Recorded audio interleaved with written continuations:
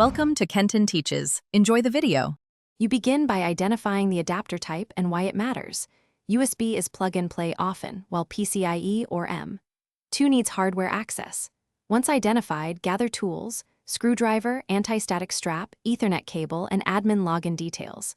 Power down the PC for internal installs. For external adapters, use a high-power USB port to avoid brownouts.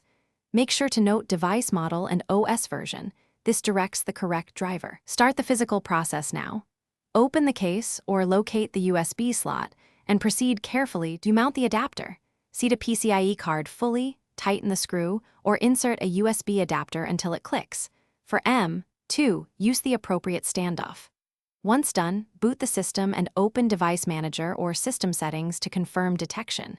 If Windows or Linux selects a generic driver, still install the OEM driver for performance and stability. Make sure firmware and driver versions match the adapter's release notes. Update firmware first when required. This prevents mismatches that cause dropouts or reduced throughput.